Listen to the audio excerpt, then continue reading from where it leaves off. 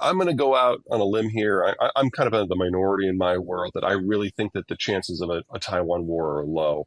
The way that the Chinese look at this is they've always considered the Russians to be a useful idiot. And if they're thinking of doing something that's going to stir the pot, they kind of nudge the Russians to try it first to see how it goes.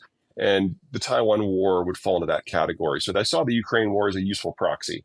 And it hasn't gone the way that they thought. So, number one, they thought the war would be physically easy because, you can walk to Kiev, and the Ukrainians have only been preparing for 8 years. Well, you got to swim to Taipei, and the Taiwanese have been preparing for 45. And so when the war in Ukraine got bogged down, like, crap, assumption one gone. Assumption number two, they thought the Russian weapons were great, so they cloned them. They stole the IP just like they have for everybody else, and cloned $3 trillion worth of them. And they're now having some very, very serious buyer's remorse, although I guess it would be theft remorse. So, assumption two gone. Assumption three is that everyone will just get over it. Well, we now have the most robust sanctions regime in history on the Russians. And it would be a lot worse for China because Russia is a massive exporter of food and energy. China is the world's biggest importer of both. But I think what has really terrified the Politburo are the boycotts. Because here you have private citizens and companies who, without prodding from their governments, have just walked away from, $500 billion of sunk costs. There is no Chinese economic system without international trade, foreign technology, and market access. And the idea that Halliburton has left Russia on moral grounds, there is no moral cover for anyone who wanted to stay in Russia. And the Chinese look at their system like, they were doing a genocide long before the Russians started. This is a country that isn't a democracy. This is a country that cracks down on protesters. This is a country with a horrible record of social management. There's a lot more places for Western ideology to kind of get their claws into if you really want to take it down. And they now know that the West is perfectly capable of doing it. I don't think there'd be a lot. One of the things we saw with the Russians, and when they tried to move away from the dollar and the euro, they went into whatever currency was available. And honestly, there weren't a lot left at that point. But they did put about $250 billion, if memory serves, into the yuan. And then when they tried to cash it in later, the Chinese were like, nope, we don't want that back. And so the Russians have been forced to move back into the euro and the dollar, just do it really quietly because there just aren't a lot of options. And then, of course, they fly around a lot of gold. That's really their most reliable way of getting around sanctions. So there's not a lot of options. In the case of the Persian Gulf, there might be some room there because the Saudis in particular, now that the United States is no longer their largest consumer and no longer their security guarantor, they've been looking for a new friend. The Chinese have come in with a lot of money and a lot of demand. And so the Saudis have done kind of a co-investment thing in industrial plant in China and refineries, just like they did in the United States. And having a yuan trade for that specific sales line, that makes a degree of sense. But keep in mind that if there is a conflict that involves China and the United States, no ships will be coming and going from China. So the Saudis know full well that if you are involved in a hot war with the United States, your tankers don't go there. And so there would be no point in a hot war scenario for the Saudis to do that. Yeah, in a hot war scenario, we are talking about the deindustrialization of the Chinese system and famine within a year, because this is a country that imports 75% of its energy and 75% of the inputs that allow it to grow its own food. If, I don't think there will be, if we do have a conflict over Taiwan that does involve either Japan, the United States, Vietnam, or India, because any one of them can do this, that is the end of China as a modern industrialized power with over 1 billion people. It's set apart from most of the world's problems. It's the first stop on the shipment route from Persian Gulf to the oil markets of Asia. It's never going to have an energy crisis. And its security issues with Pakistan and Bangladesh, not that they're minor, but they're kind of ossified, and they only are going to boil up into a hot war if something goes really, really wrong in multiple places. So I don't think it's very likely. So the problems of India aren't going to go away. So the digitalization, for example, that you brought up, that can happen, but never for the whole population. But that's okay. If only a third of the economy, if only a third of the population get brought into the modern age, that's still more people than the European Union. And you can have a growth story.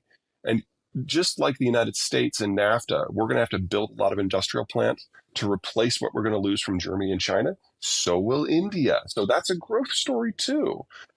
But India will never have partners.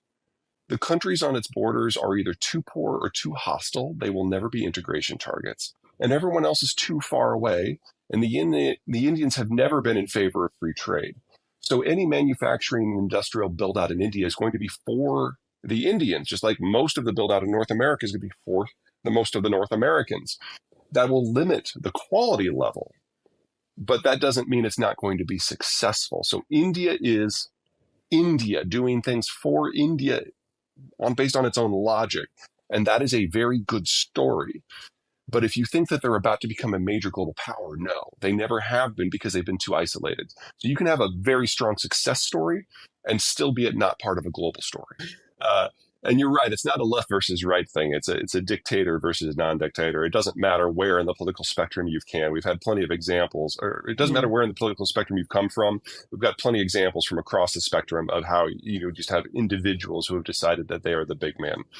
Uh, on the whole, I've been very encouraged by the events of the last year because we've seen in most places authoritarianism has been failing. They can't generate the economic activity past a certain point that is necessary to maintain public support. I think we're going to see some cracks in the Chinese facade in the not too distant future. The Russian system is clearly in failure, and the Chinese system is not far behind. It's not that I think the Chinese system was sustainable, but political breakdowns within Beijing have now reached the point that it's glaringly obvious to anyone who's willing to really have an open mind on it that we really are seeing a system that is in its final stages of dysfunction. Uh, there are exceptions. I am concerned about what's going on in Mexico. AMLO has decided that he wants to be not so much Nicaragua, but Cuba. No, that's not even fair. I mean, Turkey is probably the closest comparison to what's going on in Mexico right now, where you've got a system that still has all of the trappings of democracy, but you have a leader who's actively trying to break them down. Now, the people are pushing back, and the other power centers are pushing back. And in Mexico, very important here, they have term limits. So we really only have another year and a half of AMLO before we get someone else in. So I'm not hugely concerned.